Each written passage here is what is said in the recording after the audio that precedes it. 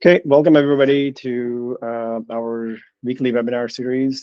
Topic today is Lean or Six Sigma, and more importantly, the question that most people come up when they are talking to us, which one they should take at the training or which one they need as a improvement approach.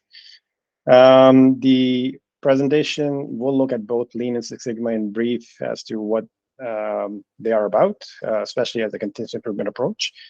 Aim is of the presentation to build the awareness of the key differences and similarities between the two tools. And I also intend to show that the question, which was in the title, which one I should take or which improvement approach is the right one for me, is usually not the right question. That's not how you want to start this conversation. And then finally, a brief methodology to drive continuous improvement. I'll also cover that, like what approach should there be and what else you should be looking at. Okay, quick agenda. Main topics: Lean improvement, Six Sigma improvement. Obviously, those are my title approaches, so we'll cover those two. Then I'll get into the toolbox approach, and finally is the question that I was alluding to in the title: stability before capability, and only then capital is what we want to start with.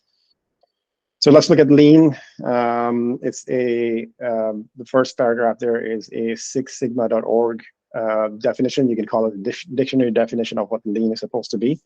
It's a systematic way to reduce confusion and increase clarity. So those are the purpose statements. And the idea is that you use Lean tools like value stream mapping. It's one of the very famous tools from Lean world. Really all what it does is it tries to show you where the value in the process or in your task or activities is being consumed. And is it adding value, or is it being consumed by the waste? That's the aim of Lean, to reduce the waste.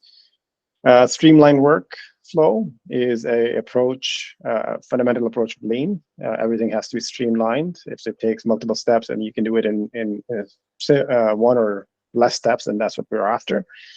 Output, pull, and continuous process improvement. So pull is a methodology or a underlying theory of Lean. The idea is that we shouldn't be doing things just because we can. It should be more based on what is being pulled out of my system or out of my process. What is the demand, right? And if the demand asks for something, then I should be producing it. So that's, in simplest terms, that's what that means. So the second bullet I have there is really, if you streamline this dictionary definition, it really is to create value and eliminate waste throughout whatever you're looking at: processes, area, company, organization. The idea is, let's look at where the value is being consumed, and can we make that streamline the process so we can add more value. The difference in Lean and other approaches of continuous improvement, their focus in Lean is always on people, and so employee and organization. The people issues is the first area where you're trying to improve upon.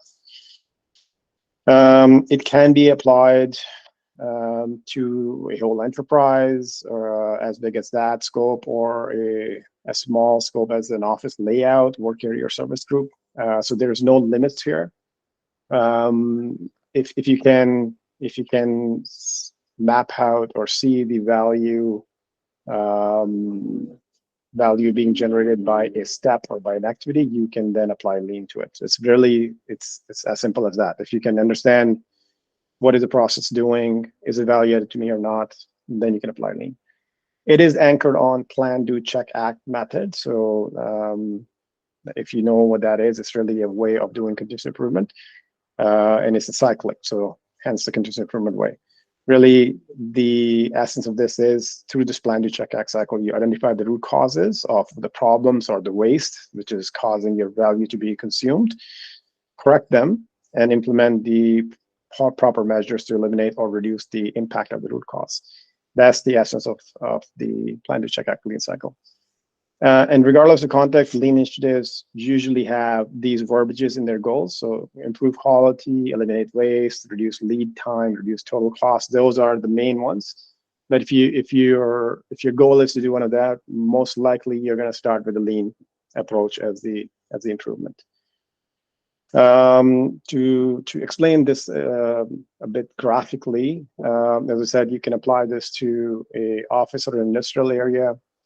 And what you're after is an understanding where the value is being consumed. So if you look at the graphic here and consider this being your day, and green, red, and blue are different kind of activities. So green being value-added activities, or what I'm calling VA here, is the thing that you wanted to do, right? It's actually your time spending doing stuff that you wanted to do. So if you're a data entry person, you're actually entering the data in the system, right?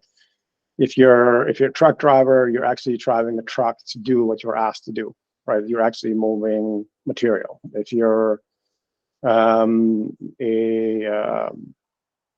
lawyer, you're preparing for the case or whatever that might be, right? So it depends on your scope, what the value-added activity is. The blue ones here are the non-value-added activities, NVAs, are things that you have to do to get to the value-added activities. So for example, you may have to prepare, you may have to attend a meeting before you can do the value-added activity. You may have to do some kind of risk assessment, understanding the risk of what you're about to do and eliminating or preparing for that. That's a non-value-added activity because you're not actually adding value, but you have to do it or you're preparing to do the value activity with it. And then the last category, the waste, which is right in this picture, is really in lean terms. It could be defined with one of those 7 different categories. And I won't spend too much time explaining this here, but really, let's pick a few of them, which everybody would understand. Inventory waste is not having the right material or having more than what you need at the place where you're working, right? So if you don't have it, of course, you're not gonna be able to do the value-added activity. So you're gonna have to go looking, and it causes a lot of time wasting and consumption of time, which is not value-added. And if you have more than enough, then you spend more resources to get it there. It's going to take some space, which could have been used for something else. It may lead to other issues, like you're going to end up using that inventory even though you didn't need to use it, just because it was there. So that's the essence of that, understanding where the waste is coming from. Let's take the waiting, which is most people hate. Every time you have to slow down or shut down the value-added work because something stops it is a type of waste. So that will be the common one that everybody usually looks at and tries to eliminate. Material movement is another good one. I think if you're taking material and you're moving it multiple times before it gets consumed, then it's type of waste because you're going to have to move it. So you're every time you're moving and it's not being consumed, you're adding extra time to do something that didn't need to be done. You're going to need storage space. You're going to need to figure out where things are, like if they've been sitting there for a while. So it adds to a lot of different things. It could apply to your computer storage as well. Like if you got a lot of files, a lot of documents, emails, which are just sitting there and you don't know what to do with them, or you don't have a system of consuming it the first time they come in, then that could add to the waste, which would have other problems later on. So the simplest way, what Lean is trying to do, is look at these 7 different wastes and say how many of these we can eliminate. And the blue ones that I talked about, the non-value-added, how many of them we can reduce, maybe combine and do them. Is there a question? Oh, question? Okay. Just give me a second. I'll finish the slide and I'll ask what the question was. Is to say, can we reduce the blue as much as possible? So the ideal state would be for us to get rid of all of it and then have a lot more time to do the green stuff. Really, that's what we're after. Go ahead and whoever had the question, maybe. Who is it? Hi, Asib. Can you hear me okay? I can hear you, yes. Yeah, my name is Robin Francis, and so hi. I have 2 questions. First question is a scrap or a defect is considered as a waste? Then second question is, some of these non-value added activities, they may not be avoidable, so we have to do it. So how to treat with that? Sure. Thank you. No problem. So first question, scrap, yes, for sure. Anytime you're producing something which is not going to be moving to next step, or you have to rework on it, it is considered as a waste. right? So can you eliminate it all? Maybe not, but that's what the conversation should be. If there's a lot of scrap, then we have to look at it, how we can reduce it, right? How they can improve the quality. The non-value added, yeah, you're not going to be able to reduce all of it or eliminate all of it, but the intent is, can we reduce some of it, right? So I'll give you an example of, can we combine two different non-value added activities in parallel to do them together instead of doing one, then doing some value added, and then doing another non-value added. So you have to leave your workspace, go back to a place to get something. So the idea there is that you want to look at it, how much of it can you reduce, right? Of course, ideal state in lean is to eliminate all of it, but it's not possible in real life, right? You have to eliminate as much as you can and reduce as much as you can. Thank you. Okay, no problem. For everybody else also who have questions, you can, there is a questions area in that triangle, square, circle icon at the right bottom left. If you can just put your questions there, I will get to them at the end. Yeah. Okay, let me get moving, go to the slide. Okay, let's look at a little bit of Six Sigma then. Let's start with what Six Sigma term statistically means, right? So that's where really the term is coming from. It's the standard deviation in the normal process. So the Six Sigma term really leads to that if you have a process or you have an activity and you produce the value-added work, as we talk about in the lean side, over 1,000,000 times that you do that, or 1,000,000 opportunities, if you have more than 3.4 defects or scraps or whatever we're calling them, or they don't meet the target, whatever the target is, then you don't have a Six Sigma process. That's the statistical theory behind it, right? So in a normal process, 99.7% of the data should be within these 3 standard deviations.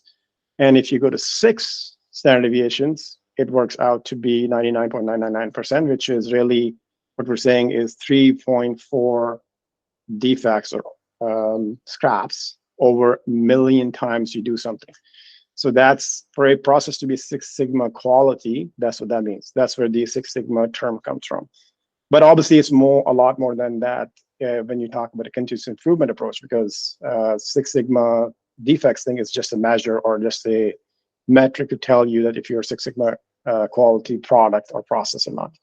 So when you look at the approach itself, there are a few main things. Six Sigma is all about using data. So you have to have data to look at what the problems are, understand what are the opportunities are, again, through data, and then apply it to your process using either statistical tools or approaches, or you could use some of the other techniques from different different continuous improvement approaches, which come together in a Six Sigma branch. And we'll look at some of these different tools in a later slide. What else Six Sigma is good for is it just doesn't look at improving the process. It also looks at how can you sustain that process. So really the idea then becomes you're building that piece within the continuous improvement process. Was that another question? Okay. Okay, let's go through the question. Who is it? Yes. He wrote it. You wrote it? Okay. Okay. Okay, Robin, I will answer that question at the end. I'll just go through the presentation right now, if it's okay. Okay. So really, when we're talking about that Six Sigma approach, there are the 4 dimensions which are important. Let's cover them. So philosophy, metrics, methods, and tools. Right? Under philosophy, Six Sigma is about operational excellence, right? So in the simplest term, operational excellence, or for an organization to be operational excellence, what we're talking about here is anybody who's from the CEO all the way to the person who's working on the floor knows what their roles are, and they know when things go wrong, what has to be done. It doesn't mean that you're going to solve all the problems, but if that thing is being clearly laid out, everybody can know what they're within their control and who they have to go to if there's a problem, if it's not within their control. If that thing is clearly laid out, you've got an operationally excellent organization. The the Six Sigma approach is to get there, right? Customer quality focus is the key thing in Six Sigma. So Six Sigma basically says, what is my customer want? So it's not usually always the external customer. It could be internal customer. So if you look at your process or activity, what is the next thing in line which is going to get the output of what you're doing? That is your customer. And if you can understand what that customer wants from your activity or from your process, that's what should decide how we're going to improve it and what you're going to improve. I talked about the data driven decision making already. Important that Six Sigma, if you're trying to use that and implement it, it has to be fact-based. There's no perception, there's no we believe. You have to collect the data to see if it's true or not, right? Without it, it wouldn't really work, or garbage in, garbage out kind of situation. Teamwork, communication, empowering employees is part of the process, right? It is built into the continuous improvement process as the Six Sigma works. So that's where the sustainability as well, change management comes into place. One thing which is also is part of the philosophy of Six Sigma is that we need a valid measurements and data system. So there's a step in Six Sigma when you're doing a continuous improvement project to make sure that what you're looking at is reliable. The data or what we measure, can I trust that? If I cannot trust that, then the Six Sigma approach would be to let's fix that first before you go ahead and try to improve what you're trying to improve. And finally, in the philosophy, as Lean was all about reducing waste or eliminating waste, Six Sigma is all about finding the variation and minimizing it. So if you can understand it, you can minimize it. So variation really means if I don't know what my tomorrow looks like or day after tomorrow looks like, I can't prepare for it. I can't plan for it. So the idea really is, can I be consistent in doing what I do day in, day out? If I can get there, then I'm going to start getting closer to more and more Six Sigma process. On the metric side, as we talked about, this is really customer and quality focused. So the end result becomes that what passes my customer tolerances, or what am I producing within the specs, or what is the defect or scrap, right? So the focus really becomes on my customer wanted something, did I produce there or not? If I didn't produce that, even though it may be functional, it's not going to meet my customer needs, so we're calling it a defect. That's what the opportunity 3.4 million defects term is coming from. It's basically a measure of did you produce something which your customer will accept? Statistical measure of process capability. I talked about the DPMO, the defects per million opportunities. There's another term like this called Z-score, which does the same thing, but it's just a different formula. But very famous in Six Sigma. You will see one or the other term. Only a critical few axes have significant effects. So this is the essence of Six Sigma. Like, if you can understand your data and metrics, you can then start looking at what are the key metrics which have the biggest impact on what the customer wants. And if you can find those, then that will define your projects or your improvement opportunities. Let's look at on the method side of Six Sigma. So data-driven and problem-solving method. There are 5 different things or stages of Six Sigma continuous improvement approach: define, measure, analyze, improve, and control. And if you follow these, they make sure that you are getting the most out of your continuous improvement opportunity. Define is all about looking at what the problems are. Do you have the right data? Measure is about making sure I have the right metrics. Can I trust my data? Then you start looking at what are my analyze the data and start looking at what are my critical few, those axes or those metrics or those things which makes the biggest impact on what I'm trying to improve.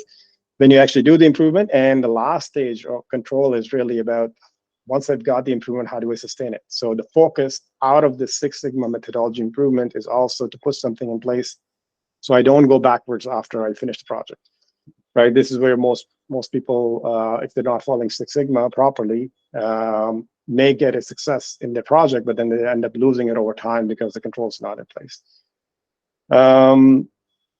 As I was saying earlier, Six Sigma is really about using a lot of different tools under this kind of approach: define, measure, analyze, improve, and control. So you'll see under Six Sigma there are hundreds and hundreds of different tools, either in statistical or change management or performance management, that kind of come together to make this work. And if I first try to define that, like what we're really trying to do with the combination of different tools, it's really the last bullet there. It's you're taking a real practical problem, you're converting it into a statistical problem, because then you can apply statistical solutions or approaches to see how you can improve. And once you've understood that, then you have to convert that back into a practical solution. In the simplest term, that's what you're trying to do with Six Sigma through the define, measure, analyze, improve, and control. Some of the other tools which are part of package of define, measure, and analyze, improve, and control are the change management.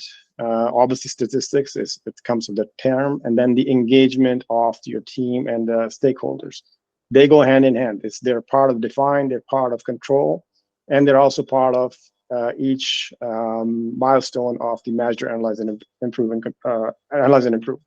The idea being that you're trying to build that change management from the get-go, and you're trying to engage your stakeholders in every stage to make sure that this thing sustains once you finish.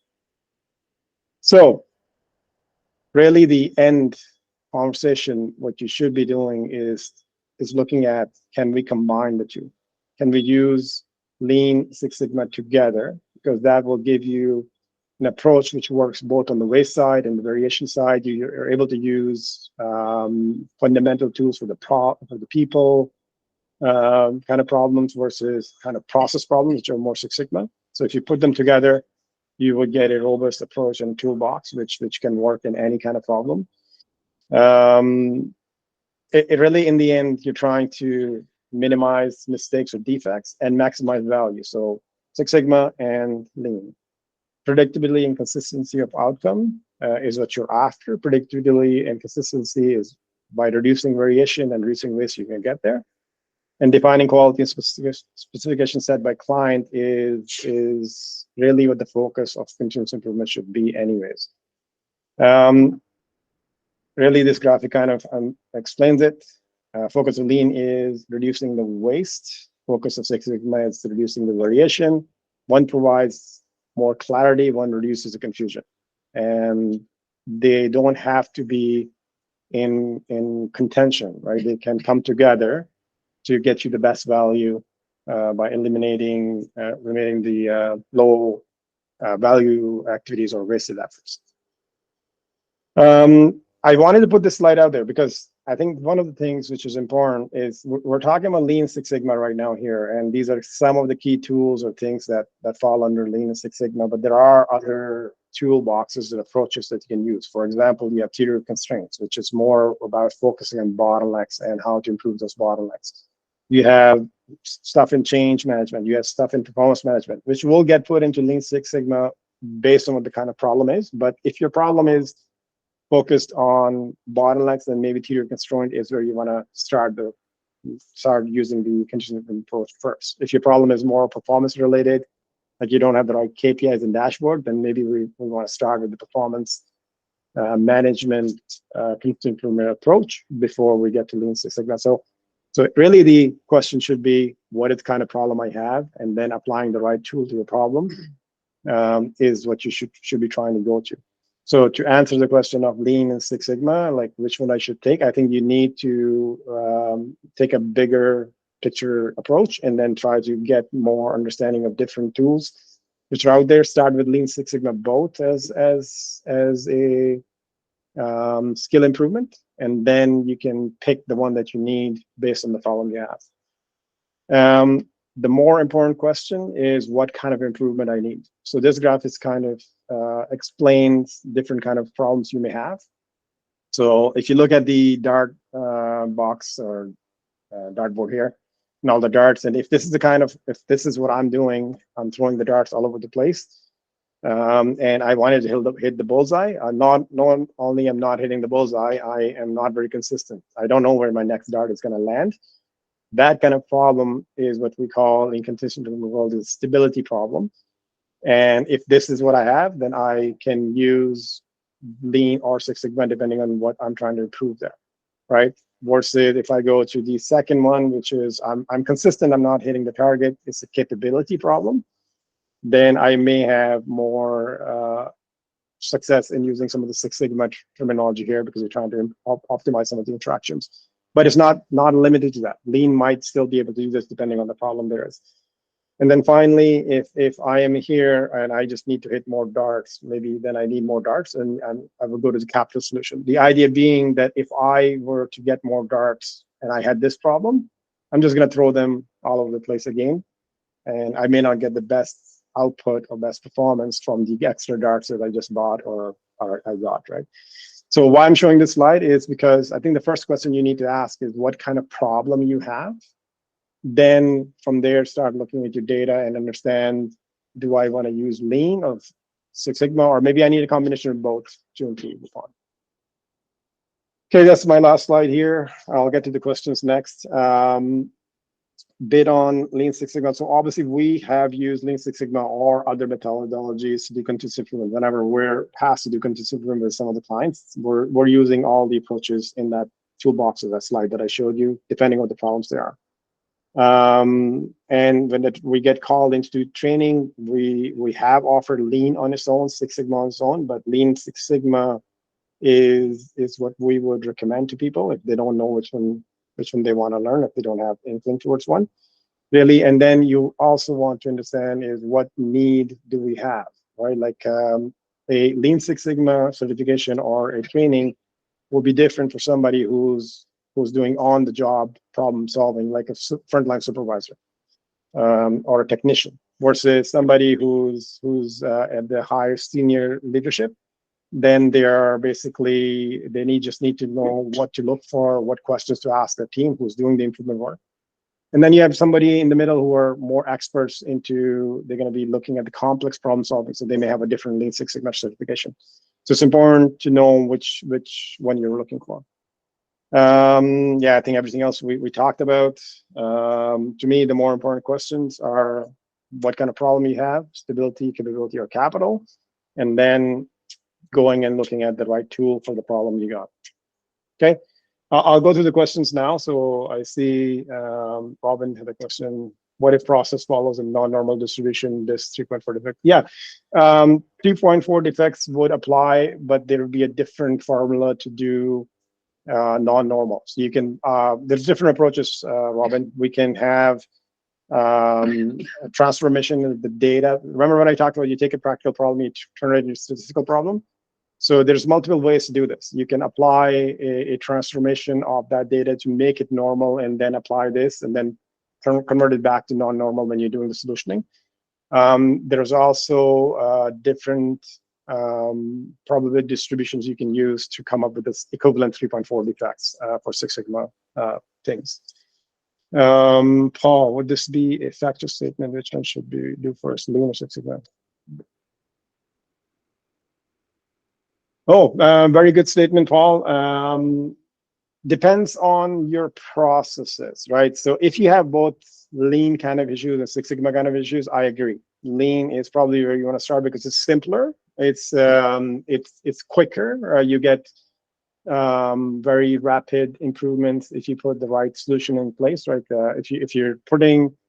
If you see that there's no standard way of doing things, you can create a standard work. You can have standard routines. You can implement them within the week, through a Kaizen, for example, and you get very quick results. And they're working on things that people can relate to, right? Versus Six Sigma, as we said, there are steps, right? So you have to collect the data, you have to analyze the data. It takes time. I think a smaller Six Sigma project will still take 1 to 3 months. Versus a Lean, which would be a lot quicker. Can you go back to questions there? What else was there? Eliminate the non-normal. Yeah, so I agree with that. What are the tools available for change management? Oh, it really depend on what change management you're trying to do, Robin. But there are things like understanding positives and negatives of changing, right? So you look at the 4 quadrants of looking at what if I change, what is going to impact what is the positive of impact, what is the negative of impact of making the change. But on the flip side of that quadrant, you want to look at what is the positive of not changing, what is a negative of not changing, and then put your change management message together and then figure out what steps or what improvements you need to do.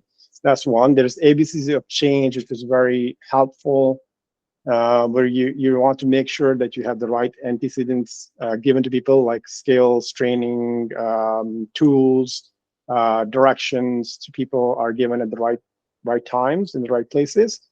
Then you do things with the behavior of monitoring the behavior, acting on the behavior, and then finally you get into consequences.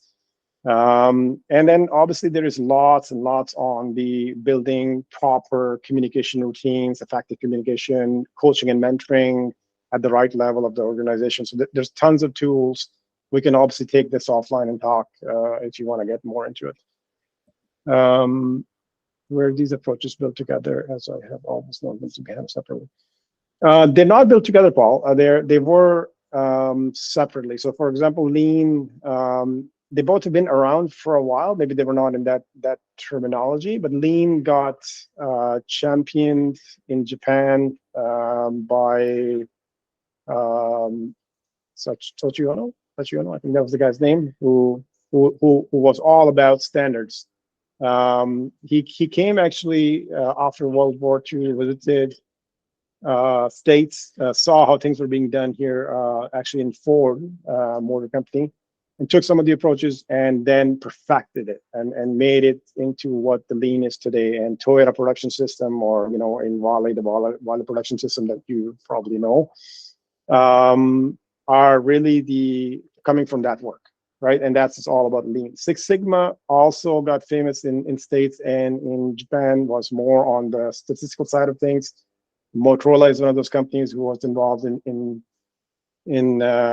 perfecting those approaches. But as they've been around, practitioner of both came together and started realizing that both of them on their own were not comprehensive toolbox that applies to every problem. But if you put them together, the value actually increases quite a lot if you just pick one over the other. All right, so that's the came together. I think those are all the questions. Anybody have any follow-up to those answers I gave? I'll open it here. Can I ask two questions? Sure. The first question is that do you provide any not that I can use it for my continuous improvement stuff for PNG. I need to use learning hours. So is that Okay. do you provide something that I attended this seminar so I can use it? The second question is, do you share these slides that you presented today that I can use it for reference? Yeah, I think we can. So I'll answer the slides question first. So there is this video is just being recorded. Is going to be put on our website and on our YouTube channel. So we can definitely share that. Okay. The slides, I can also give you them. So I'll take it offline. I'll send you the email with the PDF of this. And then PNG question. We are in the process of that. I don't think we're accredited to do that, right? Yeah, I think currently, to answer your question in black and white, I don't think we can count this webinar towards the continuous improvement of PNG, but we are trying to get there. So maybe in a few months we'll be able to answer that question better for you. Okay, thank you. Okay. Yep. Anybody else? I know I'm running over time a little bit, but if there are any more questions I can answer. Yeah, just it's a comment. It's not a question. I think the following up Paul's question, like reducing variation is is difficult rather than the lean stuff, like fibers and all the. That's something of the mindset, and if you have the right mindset, it can be easily implemented. Let's meaning a little bit of coaching and with the employees and the right mindset, the lean can be easily done. But the reducing variation is a long-term thing. That's my experience. Yeah, yes, I mean, I agree in the sense that Six Sigma takes longer than Lean, but there are instances where it could be done pretty quickly, right? So it depends on what kind of variation. Do you have special variation? Do you have common cause variation? What are you trying to do, right? Mm-hmm. For example, if your process is nowhere close to Six Sigma, it's like 1 sigma or even lower, in the mining world that we frequent quite a lot, you're usually there. You're at the low hanging fruit level.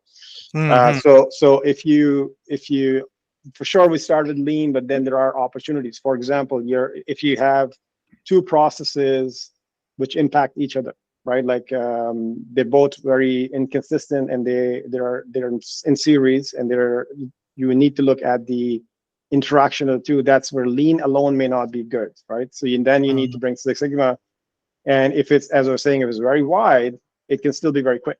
The solution, right? You will still go down to standardizing. Will still go down to understanding what needs to be done in what order and what data we need to collect, maybe. But yeah, in generally speaking, however, a lean implementation is quicker in the beginning, especially if you got people issues and standard issues, versus Six Sigma, because it has a longer, robust process. But if you're talking about a continuous improvement journey where you're trying to go years after year, right? Like you're trying to implement as a discipline, then lean also becomes quite hard at some point, right? Because it can take you to a certain level, and after that, lean alone is not going to get you the next step change, for example. Yeah, you're right. What you said about common cause variations are very hard, but if you have special cause variations and you know them, then that can be addressed, quickly. Yes. Okay. Thank you very much. Thank you. I will just remind people that I do have some poll questions if you can answer those. Sure. And I keep looking this way because there is a second screen that Abdul was kind enough to set up for me, so I can actually see your faces there. I ran over 8 minutes, so I apologize for that. But if you have any follow-ups, I can stay on the call. For everybody else, you guys can go back to your normal work hours. And if you want to have some follow-up questions that you couldn't ask here, you can always send me an email. Ask questions. Thank you. Good job. Yeah. Thanks, Paul. We'll see you in the next one. Sounds good. Okay, buddy. Bye. Bye. Thanks, awesome.